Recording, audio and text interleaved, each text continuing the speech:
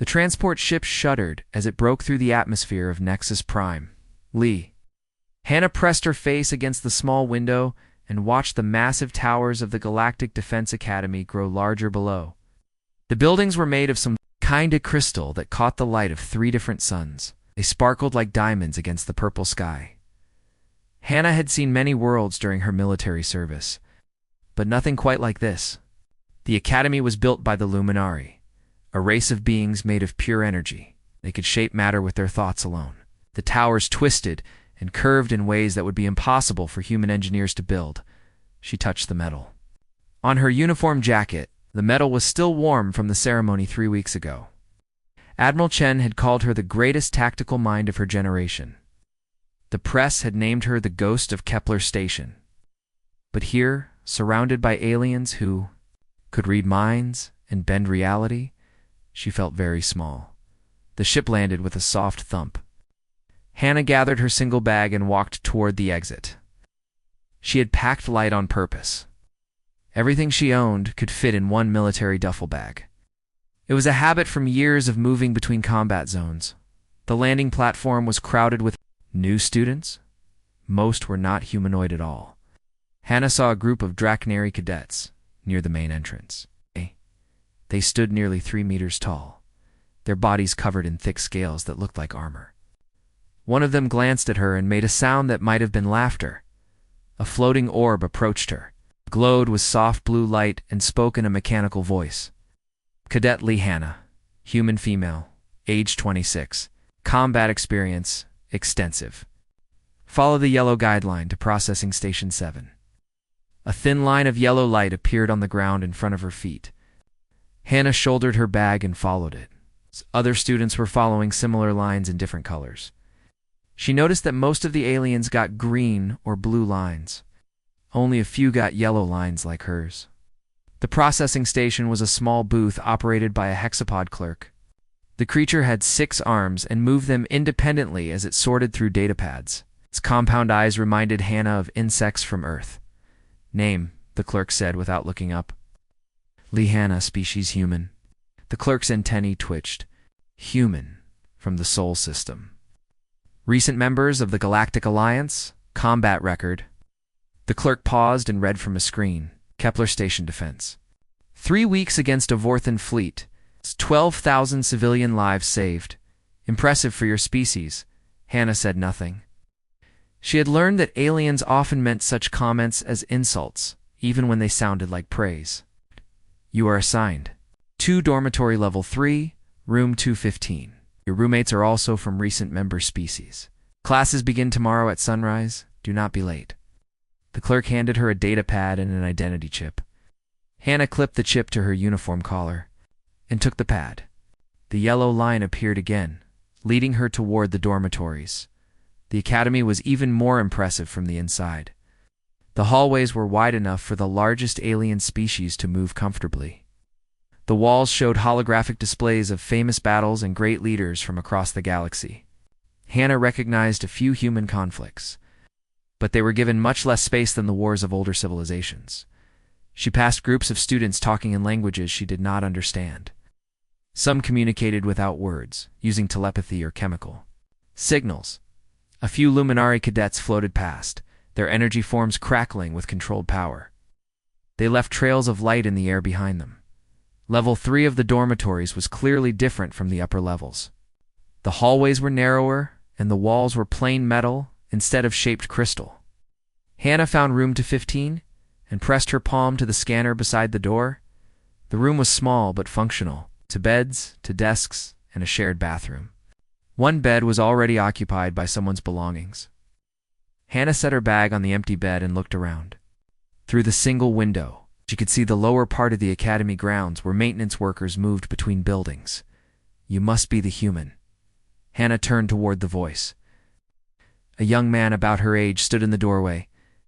He had the black hair and brown eyes common to people from the Korean peninsula on Earth. His uniform showed he was also a first-year cadet. I am Kong Min-ho, he said with a slight bow. Engineering track. You are the famous ghost of Kepler Station. Yes. Just Hannah, she replied. And you are from Earth as well. From Busan, originally. My family moved to the colonies when I was young. Minho sat on his bed and gestured around the room. Not quite. What the recruitment video showed is that Hannah sat across from him. What do you mean? The luxury dormitories are on levels 8 through 12? Private rooms? View of the crystal gardens? Personal service droids? Those are for the advanced. Species, as they call them. Down here on level 3, we get the basics. Who else is here? Humans, mostly. A few Altarians, some Rigel colonists, the newer members of the Alliance, the ones who have not yet proven themselves worthy of better treatment. Minho's voice carried a hint of bitterness. Before Hannah could respond, another voice came from the doorway. Are you complaining again, Minho? The young woman entered the room. She was small and quiet-looking, with the kind of face that people tended to overlook in a crowd. Her uniform showed the medical track symbol. Park Jiwon, she said to Hannah. Hey. I heard about your arrival. The whole academy is talking about it. Okay. About what? Jiwon sat on the edge of Minho's bed. About whether the famous human warrior will crash and burn like the rest of us. The betting pools have you eliminated from the program within 6 weeks. Hannah felt a familiar cold anger settle in her stomach. It was the same feeling she had experienced during the Kepler station siege, when the enemy commander had sent a message calling humans cowards who hid behind their technology. What makes them so confident? The curriculum, Minho said. It is. Designed around natural abilities. Telepathic species get communication courses that humans cannot even participate in. Energy-based beings like the Luminari have advanced physics classes that assume you can manipulate matter directly. Physical enhancement courses that require natural armor or toxic resistance. And the combat training, Guan added, it assumes you have built-in weapons, enhanced strength, or tactical abilities that humans simply do not possess. We are competing against beings who were born for warfare. Hannah stood and walked to the window. Below, she could see alien maintenance workers, easily lifting equipment that would require machines for humans to move. In the distance, a group of Drachnary cadets were practicing combat drills, their movements faster and more powerful than any human could match. They think we are weak, she said quietly. They think we are primitive, Minho corrected. Yesterday, in orientation, Professor Veltar said that humans are an example of how even the simplest species can achieve basic space travel given enough time. Hannah turned back to her roommates. And what do you think? Giwan smiled for the first time since entering the room. I think they have not been paying attention to human military history. I think they are about to learn why Earth conquered itself before conquering the stars. Minho nodded slowly. The Vorthon fleet at Kepler Station thought humans were easy targets too. How did that work out for them? Hannah felt the cold anger transform into something else. Something warmer and more focused. She had faced impossible odds before. She had been underestimated by enemies who paid for that mistake with their lives. They want to see what humans can do in their academy, she said. Then we will show them. Outside the window, the 3 sons of Nexus Prime were setting. Tomorrow, the real test would begin. The combat simulation chamber was larger than most battleship hangars. Hannah stood at one end of the massive room, checking her practice armor one last time. The suit was standard academy issue, but it felt heavy and clumsy compared to the military gear she was used to wearing. Across the chamber, her opponent waited with obvious confidence. Theron was a Drachnary noble, son of a war chief from the Crimson Nebula systems. His natural scales were thick as tank armor and could turn aside most energy weapons. He stood nearly 3 meters tall, and his clawed hands could tear through steel plating. Begin asteroid field combat scenario, announced the simulation computer. The room transformed around them. Holographic rocks appeared, floating in zero gravity. Some were small as houses, others large as moons. Red emergency lights bathed everything in an eerie glow. The scenario was meant to simulate a battle in a destroyed solar system, where planets had been blown apart. Theron immediately activated his rocket pack and flew straight toward the largest asteroid cluster. His strategy was simple and direct. Find the enemy, close the distance, and destroy them with superior firepower and natural weapons. It was the traditional Draknari way of fighting. Hannah moved differently. She stayed low, using smaller rocks for cover. Her movements were careful and planned. She had studied the battlefield layout during the preparation time and identified 3 key positions that would give her tactical advantages. The enemy targets appeared throughout the asteroid field. They were holographic ships that would fire real training bolts at the cadets. Getting hit 3 times meant elimination from the exercise. Theron roared a battle cry and charged at the nearest enemy ship. His scales deflected the training bolts as he closed distance. With powerful swipes of his claws, he destroyed 2 ships quickly. His natural armor made him nearly invincible in direct combat. But Hannah was not fighting directly. She had positioned herself behind a large asteroid that blocked line of sight to most enemy ships. From this hidden position, she studied their patrol patterns and identified weaknesses in their programming. She noticed that the enemy ships always turned left when they lost target acquisition. It was a small detail, but Hannah had learned too. Notice small details during her years of real combat. Small details kept soldiers alive. Moving quietly from rock to rock, Hannah set up ambush positions. She would appear just long enough to damage a ship, then disappear before it could return fire effectively.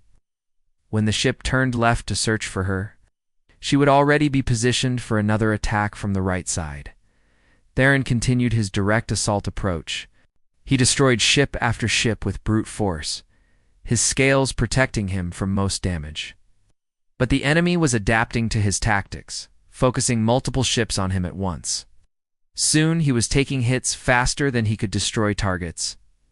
Hannah had eliminated 6 ships without taking a single hit. She used the asteroid field like a 3-dimensional maze, always staying 1 step ahead of the enemy's search patterns. Her human flexibility allowed her to move through spaces too small for larger aliens. "Impossible," muttered Instructor Veltar from the observation deck. The 6-armed hexapod had designed this scenario to test natural combat abilities. The human is not engaging properly. She hides like a scavenger instead of fighting like a warrior. Other instructors nodded in agreement. Several Draknari officers made disapproving sounds as they watched their cadets struggle, while the humans seemed to play games with the enemy. But Hannah was not playing games. She was winning. The scenario reached its climax when Theron found himself surrounded by the remaining enemy ships. His armor was scarred and smoking from repeated hits. One more direct hit would eliminate him from the exercise. From her hidden position, Hannah could have let him fail. Instead, she made a choice that surprised everyone watching. She broke cover and attacked the enemy ships from behind, drawing their fire away from Theron. For a moment, she fought in the open, using rapid movement and precise shooting to keep multiple enemies occupied. Theron used this distraction to destroy 3 ships with a devastating charge attack. Working together, they eliminated the remaining enemies and completed the scenario successfully. Time elapsed. 14 minutes, 37 seconds, announced the computer. Mission completed. Both cadets pass. In the observation deck, the instructors were not pleased. Instructor Velter made notes on his datapad with angry movements of his arms. The humans' tactics were unorthodox and cowardly, he announced to the class. She relied on tricks and hiding instead of meeting the enemy with honor. This scenario was designed to test combat prowess, not sneaking ability. But she won, said a small voice from the back of the observation deck. The instructors turned to see who had spoken. It was Giwan, barely visible among the much larger alien students. She completed the objective with minimal damage taken. Giwan continued.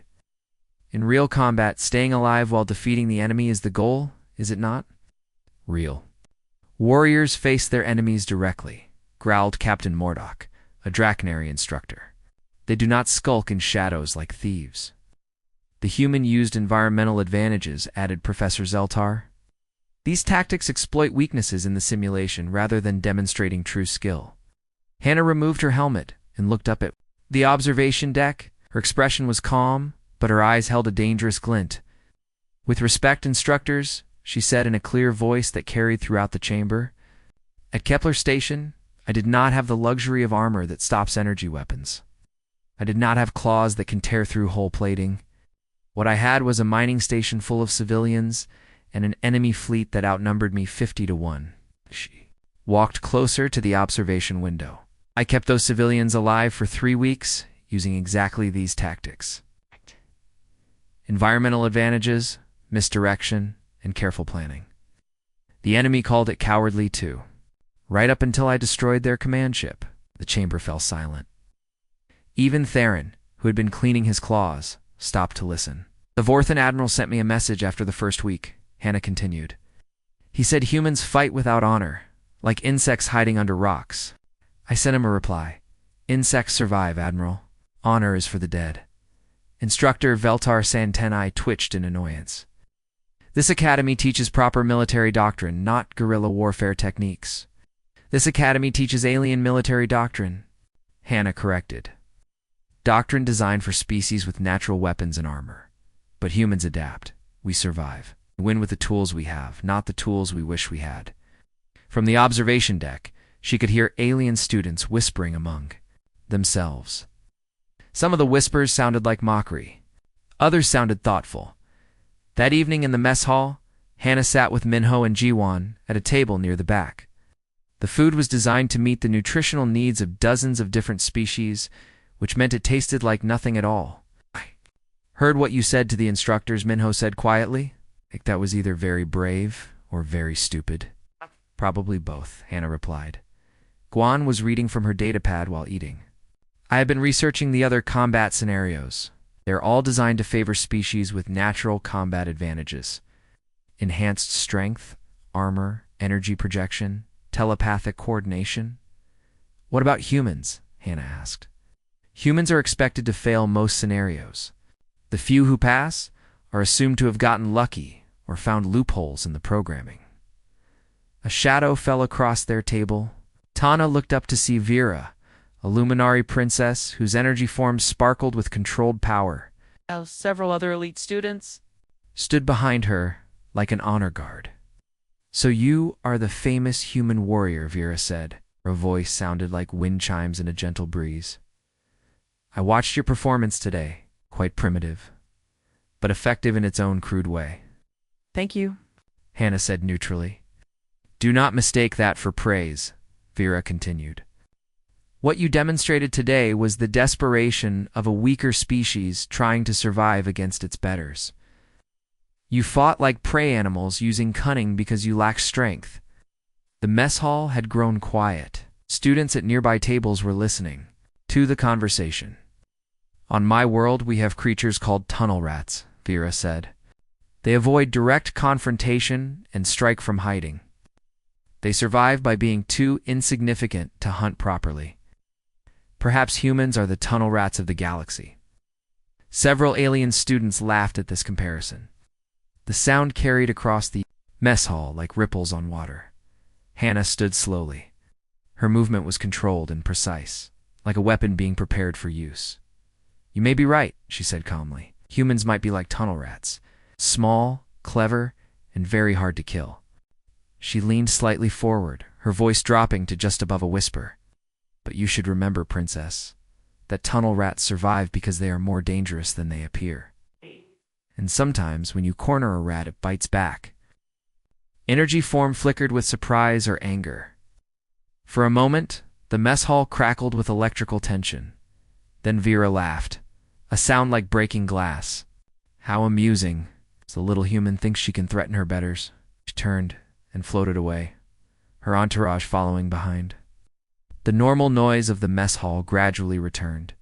Minho and Jiwon stared at Hannah with expressions of awe and concern. You just threatened a luminary princess, Jiwon whispered. I stated a fact about tunnel rats, Hannah replied. She chose to take it personally, that is her decision. But as she watched Vera leave, Hannah knew she had just made a powerful enemy.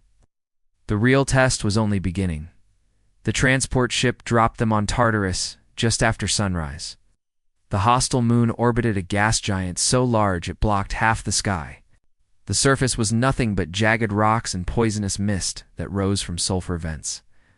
Scattered across the landscape, Hannah adjusted her survival suit and checked her equipment one more time. The academy had given each team basic supplies, food for 3 days, water for 5, emergency shelter materials, and simple tools. They were expected to survive for 7 days while completing various objectives. Her team consisted of 4 cadets from different species. Besides herself, there was Crix, a Drachnary warrior who never stopped complaining about being assigned with inferior species, Zena, a Luminari, whose energy form flickered nervously in the toxic atmosphere, and Borak, a massive titan whose rock-like skin made him nearly indestructible but very slow. "Listen carefully, soft-skins," Crix announced as soon as the transport disappeared. "I am the natural leader of this team. My people have conquered 17 star systems. I know how to survive in hostile environments." Zena's energy form pulsed. In agreement, the Drachnari are experienced warriors. "We should follow his guidance." Borak said nothing, but his slow nod showed he agreed with the others. Hannah studied the landscape around them. The rocks were sharp and unstable. The mist made visibility poor beyond 50 meters. In the distance, she could hear sounds that might have been native animals or might have been geological activity. "Where do you suggest we go?" she asked Crix. The Drachnary pointed toward a ridge of mountains in the north. "High ground is always best. We establish a defensive position and wait for the objectives to be revealed." It was basic military thinking, but not necessarily correct for this situation. Hannah had noticed several things that worried her. The mist was thicker near the mountains, which would make breathing harder. The rock formations looked unstable, prone to landslides, and the wind patterns suggested the weather could change quickly. But when she tried to share these observations, Crix cut her off. "Humans overthink everything," he said dismissively. "Simple strategies work best.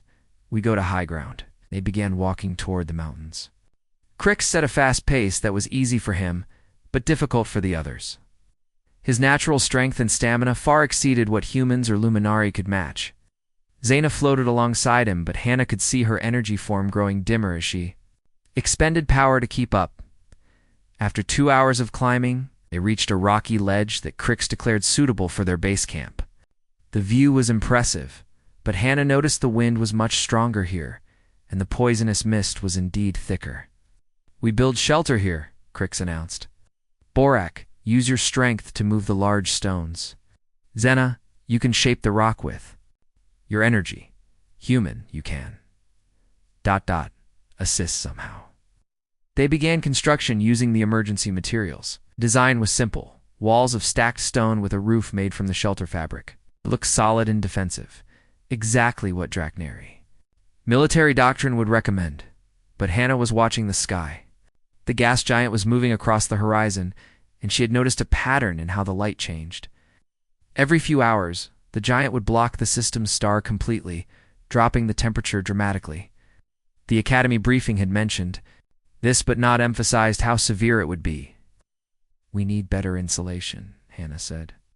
"When the gas giant eclipses the sun, the temperature will drop by 40 degrees.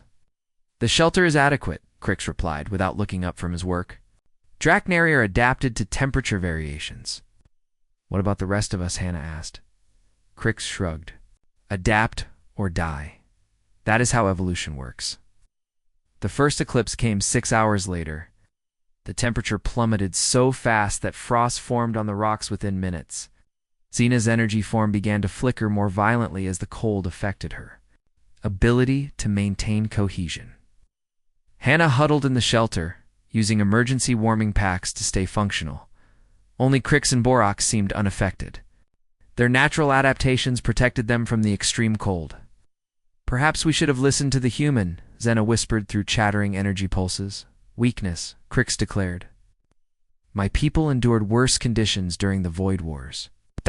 Cold lasted for 3 hours.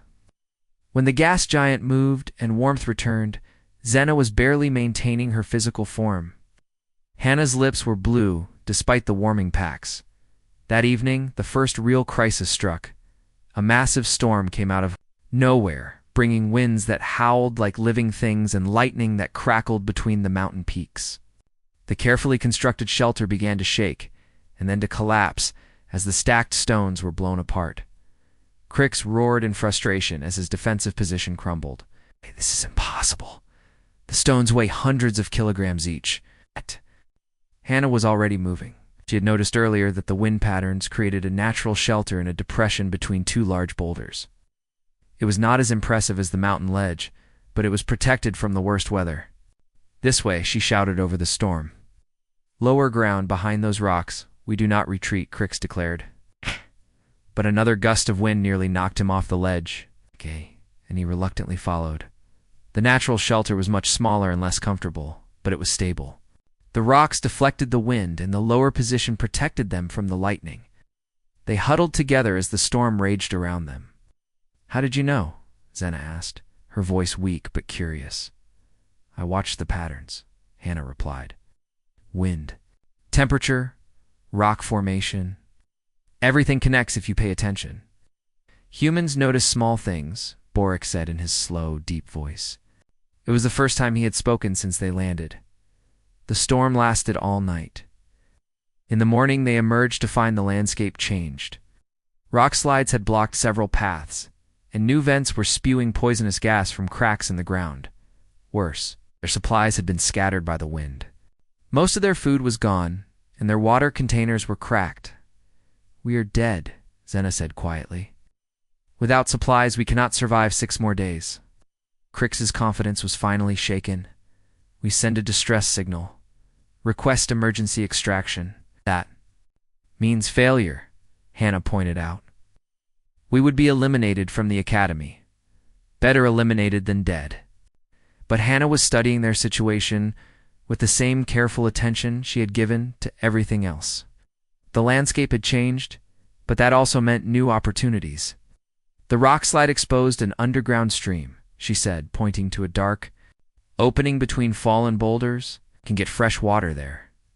"How do you know it is safe?" Crix demanded. "But I know we will die without water, so we have to risk it." She was already moving toward the opening, improvising rope from torn shelter fabric. The others followed reluctantly. The underground stream was clean and cold. Better still, Hannah found edible minerals growing in the caverns, strange crystalline formations that her survival training had taught her to recognize. "My people eat these during deep mining operations," she explained. "Not tasty, but full of nutrients." For the next 3 days, Hannah took effective control of the team without anyone quite realizing it. She found shelter, located food sources, and guided them through increasingly dangerous terrain.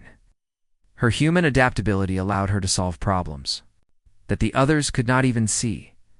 When native predators attacked on the 5th night, it was Hannah who organized their defense. The creatures were fast and vicious, with natural camouflage that made them nearly invisible. But Hannah used sound and movement patterns to track them, coordinating the team's different abilities into an effective fighting unit.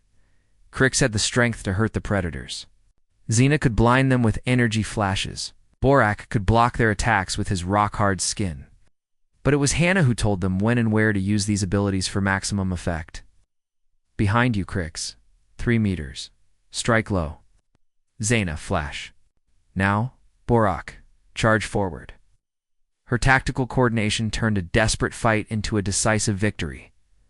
On the final day, rescue transports arrived to collect the surviving teams. Many teams had failed completely, requiring emergency extraction. Others had lost members to the hostile environment. Hannah's team was not only intact, but in better condition than teams that had started with significant natural advantages. They had completed every objective and gathered additional data about native wildlife that impressed the academy instructors. "How is this possible?" muttered Instructor Veltar as he reviewed their performance reports. "The human team had the least natural survival advantages." "Perhaps," said Colonel Rath, a senior. "Drecnary officer, we have been measuring the wrong advantages." As they boarded the transport back to the academy, Crix approached Hannah quietly. "I owe you an apology, human, and my life." "We all survived together," Hannah replied. "That was the objective." "Oh, Griggs said firmly. "You kept us alive when I would have gotten us killed." "That is leadership." Zena and Boric nodded in agreement, but when they returned to the academy, the instructors had a different interpretation of events. "It appears the survival challenge was miscalibrated for mixed-species teams," announced Professor Zeltar. Yeah. Unusual environmental conditions favored adaptability over natural strength. We will adjust future exercises to prevent such anomalies. The massive shipyard around Nexus Prime held dozens of decommissioned warships.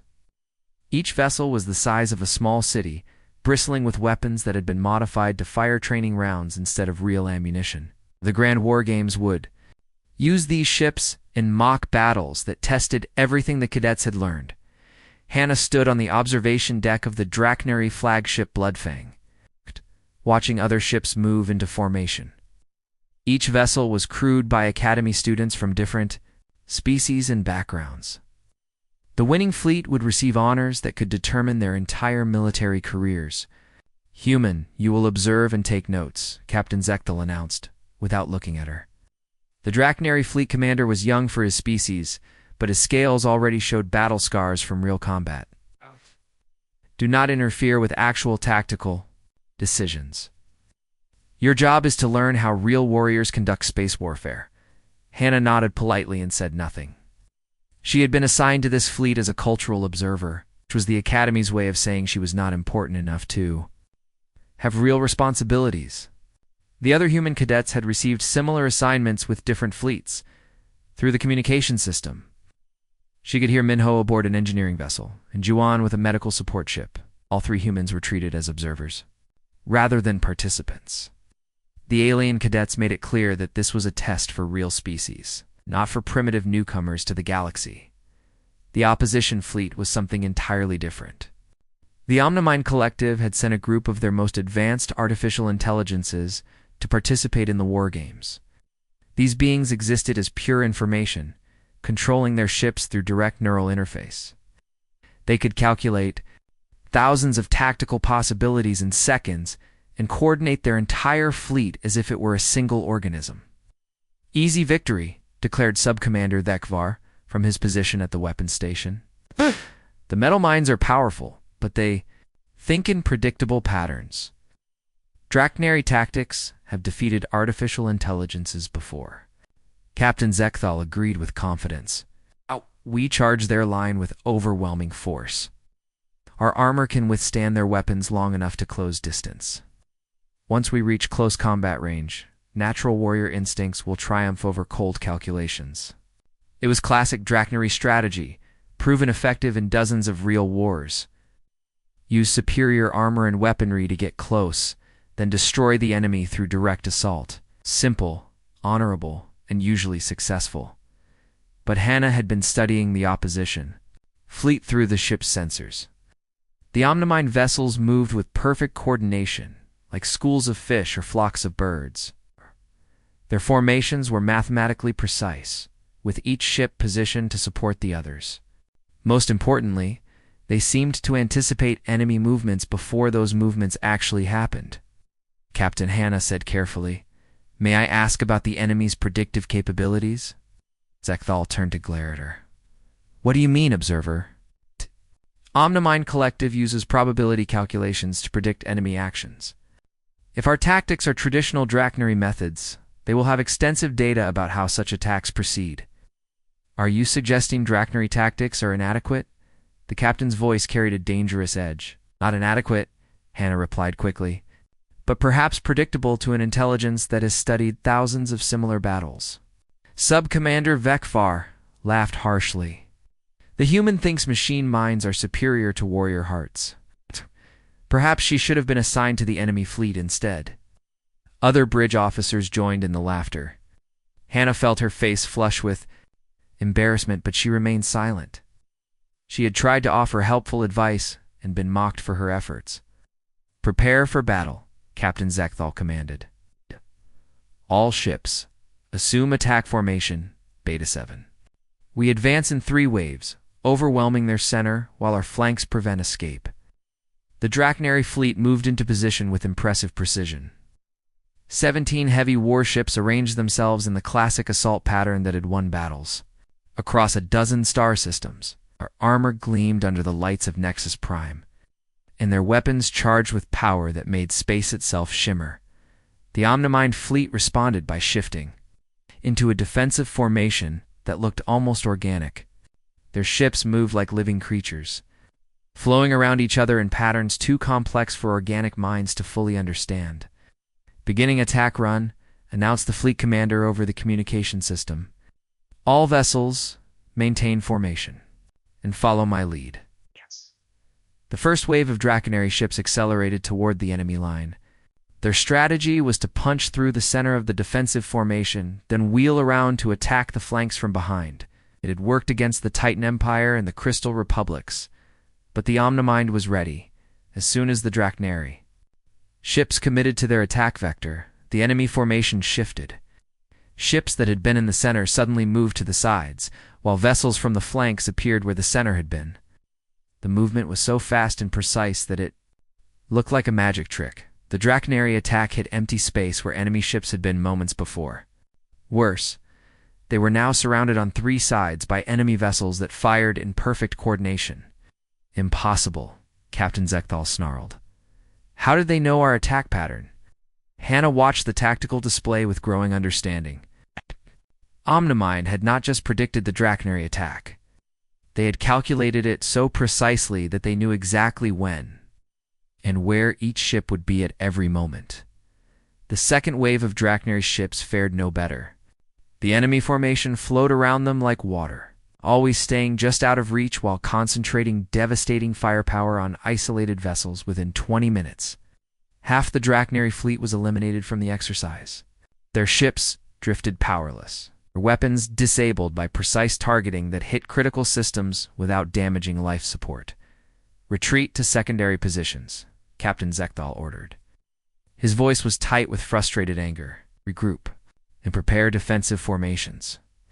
But retreat only made things worse. The Omnimind fleet pursued with mathematical precision, always maintaining optimal distance and formation. They herded the surviving Draconary ships like predators driving prey. From her position at the observation station, Anna could see what was happening. The enemy was not just winning through superior firepower, were winning because they could predict every move the Draconary would make before those moves were executed. "Captain," she said urgently, "we need to do something unpredictable." "Silence, observer," Zekthal snapped. "This is a temporary setback. We will adjust our tactics and counterattack." But adjustment was exactly what the Omnimind expected. Every tactical manual in the galaxy described how to respond to ambush, how to regroup after defeat, how to conduct fighting retreats. The artificial intelligences had studied all of them. The third wave of attacks was completely anticipated. Enemy ships were waiting in exactly the right positions to intercept the Draconary counterattack. The battle became a rout as ship after ship was eliminated with ruthless efficiency across the communication channels. Hannah could hear similar disasters befalling the other traditional fleets. The Luminary energy tactics were countered by formations that dispersed their attacks harmlessly. The Titan heavy assault was neutralized by precise targeting of their slower vessels. Within 2 hours, most of the Academy fleets were eliminated or retreating in disorder. The Omnimind had achieved victory so complete that it was embarrassing. "How is this possible?" Subcommander Thekvar demanded. "We outnumbered them 2-1. Our ships are more powerful individually. They think faster than we do, Captain." Zekthal admitted with bitter honesty.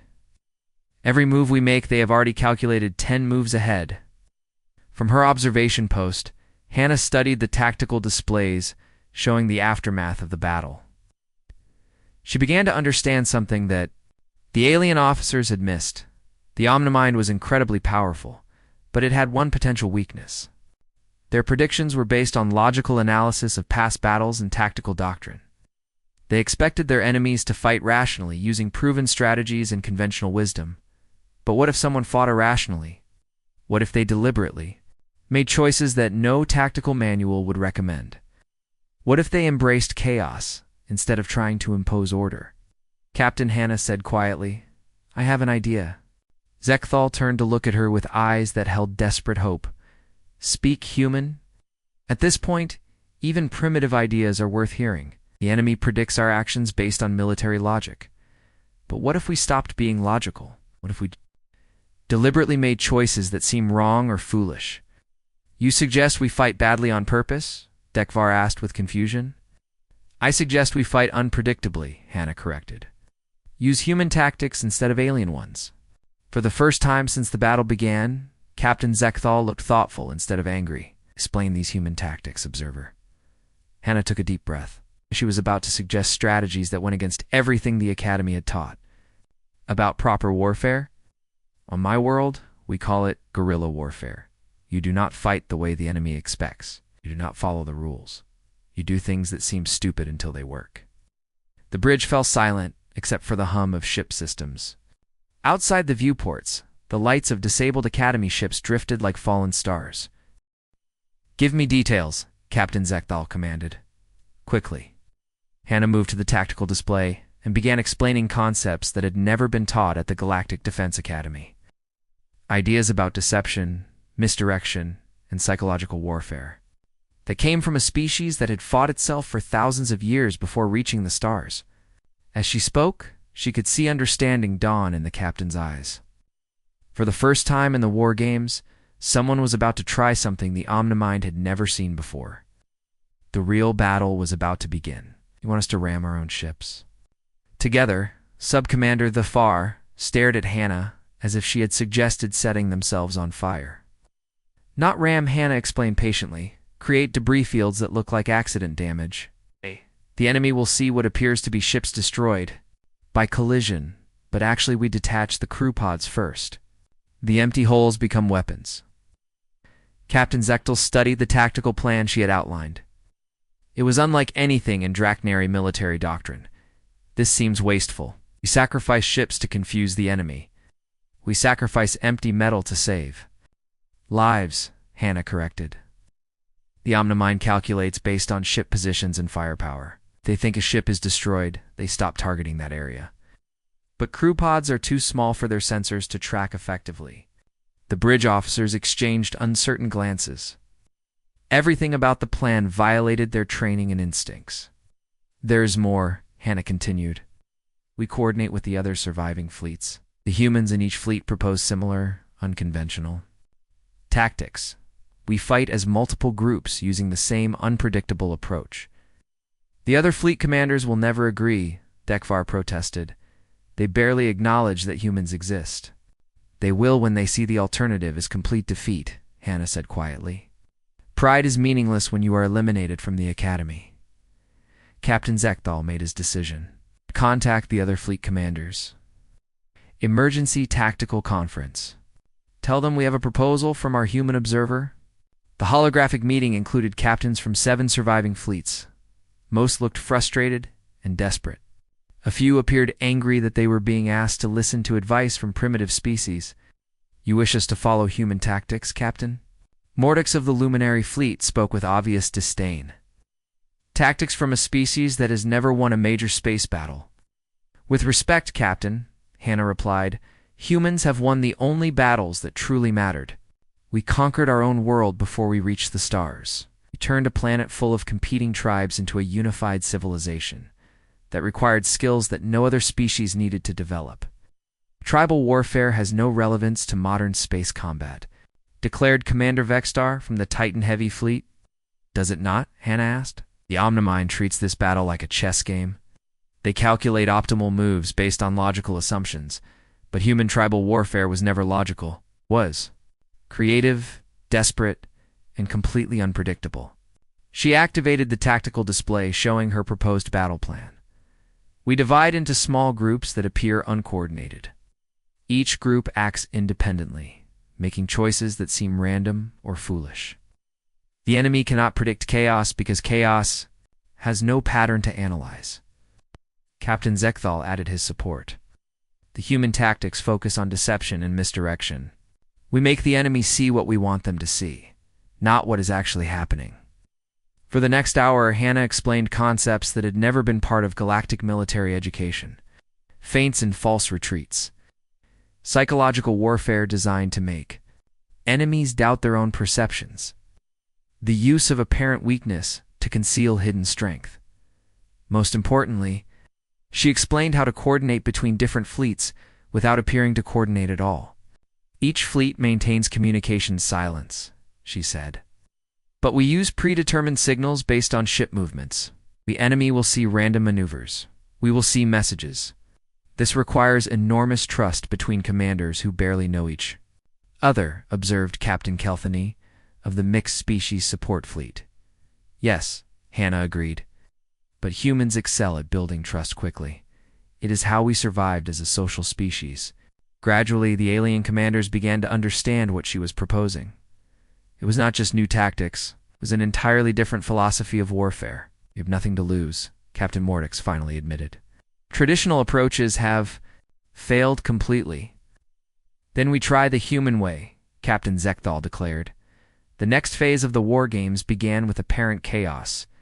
The surviving Academy fleets scattered in all directions, seemingly abandoning any attempt at coordinated strategy.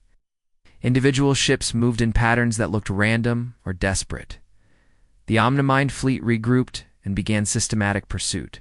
Their calculations indicated easy victories against the disorganized opponents.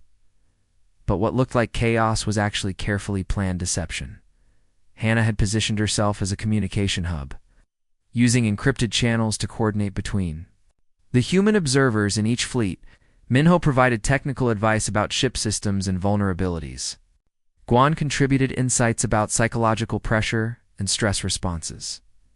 Together, they orchestrated a battle unlike anything the galaxy had seen before. The first surprise came when a group of apparently fleeing ships suddenly reversed course and attacked from an unexpected angle. The Omnimind vessels moved to intercept, but the attack was a feint. The real assault came from ships that had been playing dead in debris fields. Impossible calculation error, the Omnimind broadcast on open channels, recalibrating threat assessment parameters. But there was nothing to recalibrate. The human approach was not based on mathematical optimization. It was based on creative improvisation and psychological manipulation. When the enemy adapted to expect feints, the Academy fleets launched genuine attacks. When they prepared for genuine attacks, they faced elaborate deceptions. The pattern changed constantly because there was no pattern. "Enemy vessel approaching starboard," announced the tactical officer aboard the Bloodfang. "Maintain current course," Hannah advised. "Make them think we have not detected them."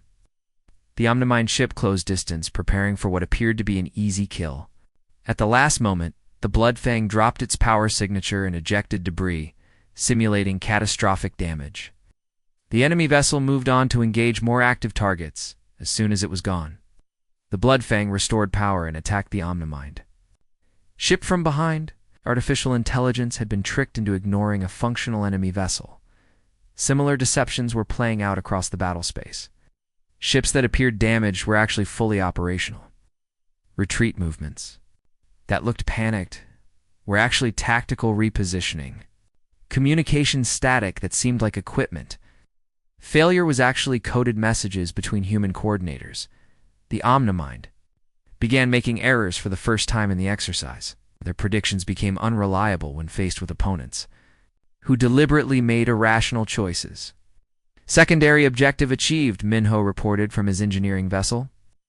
"Enemy fleet showing signs of analysis paralysis. They are spending too much processing power trying to find patterns that do not exist." Phase 2, Hannah announced. "Begin convergence maneuvers." The scattered Academy fleets began moving toward each other, but not in any formation the Omnimind could recognize. Ships approached from dozens of different vectors, some moving fast, others slowly, few appearing to drift without power to the artificial intelligences. It looked like the Academy forces were finally collapsing into a desperate last stand. They moved to surround and destroy the converging ships. But the convergence was another deception. At a predetermined moment, all the Academy ships that appeared to be drifting suddenly activated their engines. Ships that seemed damaged revealed they were fully operational. Forces that looked scattered turned out to be perfectly positioned for a coordinated assault. The Omnimind fleet found itself surrounded and outnumbered. Worse, they were facing tactics they could not predict or counter. Effectively, "This should not be possible," came a broadcast from the enemy flagship. "Academy forces were eliminated or critically damaged. Current configuration exceeds calculated survival parameters. Maybe you need better calculations," Captain Zekthal replied with grim satisfaction. The battle became a rout in reverse, omnimind. Ships that had dominated through superior prediction found themselves outmaneuvered by opponents who embraced unpredictability. Artificial intelligences that could calculate thousands of possibilities per second were defeated by strategies they had never been programmed to recognize. When the final enemy ship was eliminated, the Academy fleets held formation for a moment of stunned silence. They had achieved something that seemed impossible an hour earlier. How? Captain Mordix asked over the communication channel. How did we win against an enemy that could predict our every move? We stopped moving in ways they could predict, Hannah replied simply. We fought like humans instead of trying to fight like perfect soldiers. Across all the fleets, alien officers were looking at their human observers with new respect. For the first time since arriving at the Academy, humans were not being dismissed as primitive or irrelevant. I owe you an apology, human captain, Ichthal said formally. And I owe you my career. Without your tactics, we would have been eliminated in disgrace. We won together, Hannah replied. That is what humans do best. Bring others together to achieve things that none of us could accomplish alone. But even as she spoke, she knew the real test was still ahead. Winning a single battle was one thing. Changing how the galaxy viewed humanity requires something much more significant. The final phase of the war games was about to begin, and with it, the ultimate test of human potential among the stars. The Academy's commandant, Admiral Corton, watched the tactical displays with expressions that shifted between amazement and disbelief. The ancient Nexari had commanded fleets for over 2 centuries, but he had never seen anything like the battle that was unfolding. To play the final engagement sequence, he ordered his staff. I want to understand exactly how this happened. The holographic display showed the moment when scattered Academy fleets had suddenly coordinated into a devastating counterattack. Ships that appeared damaged or destroyed had revealed themselves to be fully operational. Formations that looked chaotic had proven to be brilliantly disguised tactics. The humans did this, observed Professor Zeltar. Six Arms moved nervously as he studied the data. They coordinated between fleets using methods we do not understand. Methods we did not teach, Admiral Corton corrected. These tactics are not in any Academy curriculum. Where did they learn such strategies? At the command center of the Bloodfang. Captain Zekthal was asking Hannah the same question. These deception tactics, he said. They are not primitive tribal warfare. They are sophisticated military doctrine. How does your species know such things? Hannah was quiet for a moment, choosing her words carefully. Captain, every human learns these strategies as children. We call them games. Hide and seek. Capture the flag. Team sports, where you must work together while competing against others. Games, Dekvar repeated with confusion. Human children play war before they understand what war really means, Hannah explained. We learn cooperation, deception, and tactical thinking as natural parts of growing up. By the time we reach military service, these skills are already developed. She gestured toward the tactical display. What we did today was not advanced strategy. It was basic human problem-solving applied to a military situation. Captain Zekthal stared at her with growing understanding. I mean, every human can think this way. To some degree, yes. We are a social species that evolved through competition and cooperation. Both skills are necessary for survival. Meanwhile, similar conversations were taking place on other ships throughout the fleet. Alien officers were discovering that their human observers possessed capabilities that had been completely overlooked by Academy evaluation systems. Minho was explaining to amazed Titan engineers how human mechanical intuition allowed rapid improvisation with unfamiliar technology. Kiwan was demonstrating to Luminari medics how human empathy enabled better coordination between different species. But the biggest revelation was happening in the Academy's command center, where Admiral Corton was reviewing comprehensive data about human performance throughout the wargames. These statistics cannot be correct, he said to his aide. According to this analysis, fleets with active human participation had success rates 3 times higher than those without. The data has been verified multiple times, Admiral. Human observers consistently provided tactical advice that proved decisive in combat situations. Admiral Corton studied the reports with growing concern. The Academy had been systematically underestimating human capabilities for years. Worse, they had been wasting the potential of cadets who could have been valuable assets to the Galactic Defense Forces. "Summon the human cadets to my office," he ordered. All of them, immediately. An hour later, Hannah stood at attention in the Commandant's office alongside Minho, Juan, and the 12 other human cadets currently enrolled at the Academy. The room was intimidatingly large, with windows that looked out over the crystal spires. Of Nexus Prime, Admiral Corton was even more imposing in person. His species, the Nexari, were tall and elegant, with crystalline features that reflected light in complex patterns. He had the bearing of someone accustomed to absolute authority. "Cadet Lee Hanna," he said without preamble, stepped forward, approached his desk, and saluted in the human military fashion. "You coordinated the tactical revolution that won today's war games," the Admiral continued, "using methods that are not taught at this academy and should not have been available to student observers." "Yes, sir." "Explain how a species that joined the Galactic Alliance only 5 years ago developed military doctrines superior to civilizations with thousands of years of experience." Hannah considered the question carefully. "With respect, Admiral, I do not believe human doctrines are superior. They are different. We develop tactics suited to our limitations and environment." "Elaborate." "Other species have natural advantages in combat. Armor, energy projection, enhanced strength. Humans have none of these things. We had to become clever to survive." Admiral Corton leaned forward in his chair. "This cleverness translates to space warfare. How exactly?" "Same way it translates to any warfare, sir. When you cannot overpower an enemy, you must outthink them. When you cannot match their advantages, you must find advantages they do not possess, such as unpredictability, cooperation across different groups, the ability to adapt quickly when plans fail. Most importantly, the willingness to try solutions that seem impossible or foolish." The Admiral was quiet for a long moment, studying her with eyes that seemed to see through to her thoughts. "The Omnimind Collective has filed a formal complaint," he said finally. "They claim the war games were unfair because Academy forces used tactics that violated established military doctrine." Hannah felt her stomach tighten. "Sir, we followed all the rules of engagement. We did not use prohibited weapons or exceed operational parameters." "No, you did not," Admiral Corton agreed. "You did something worse, from their perspective. You made their advantages irrelevant through methods they could not counter or predict." He stood and walked to the window overlooking the Academy grounds. "Do you know why this Academy exists, Cadet Hannah?" "To train officers for the Galactic Defense Forces, sir." "Partially correct. More specifically, it exists to prepare commanders for threats we have not yet encountered. The galaxy is vast, and somewhere in the darkness are enemies we cannot yet imagine."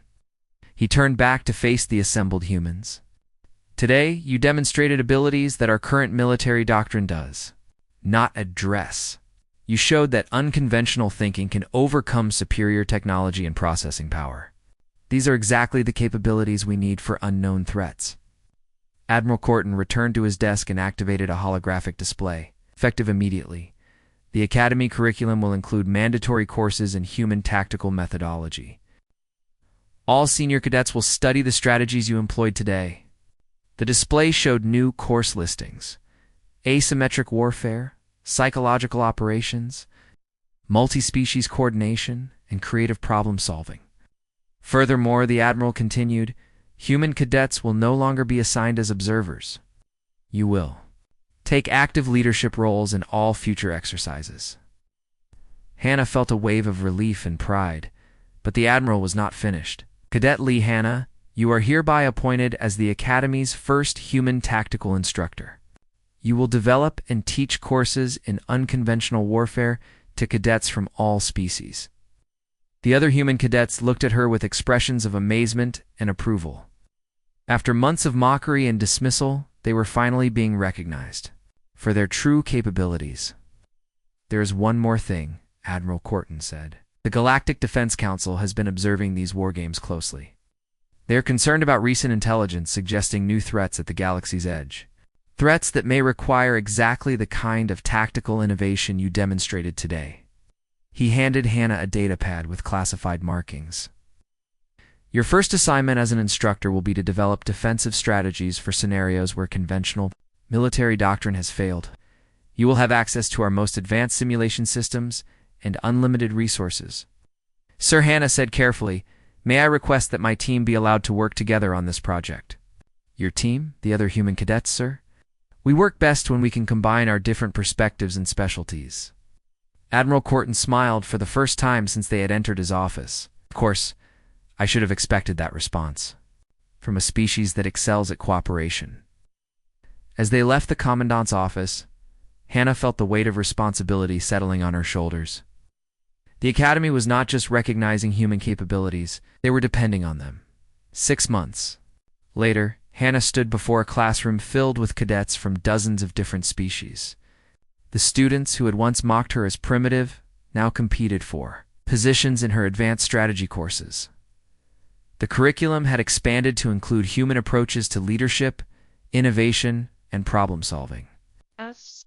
Galaxy were adopting similar programs based on the success at Nexus Prime. But the most significant change was not in the courses or the recognition. It was in how the Galaxy viewed humanity itself. Today we will study the Battle of Kepler Station, Hannah announced to her class. Not as an example of human stubbornness, but as a demonstration of how apparent weaknesses can become decisive strengths. She activated the tactical display showing the mining station surrounded by enemy ships. Commander Lee had no heavy weapons, no armor, and no backup. By conventional military analysis, she should have surrendered immediately. A Drachnary cadet raised his clawed hand. Instructor, why did she not request evacuation for the civilians? Because evacuation would have meant abandoning the mining operation that 12,000 people depended on for survival. Sometimes the choice is not between victory and defeat, but between fighting and giving up everything you are trying to protect. The class listened intently as she explained how desperation had led to innovation, how limited resources had forced creative solutions, and how the willingness to take calculated risks had turned certain defeat into impossible victory. The Vorthan commander made the same mistake that many of you might make, Hannah concluded.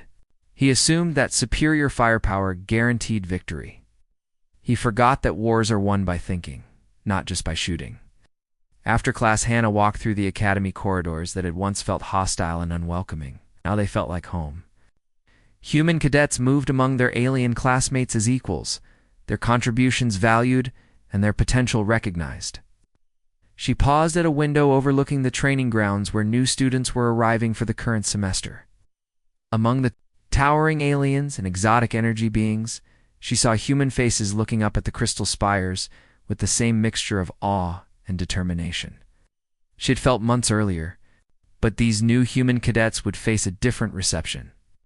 They would be welcomed not as primitive observers, but as valuable contributors to the galaxy's defense.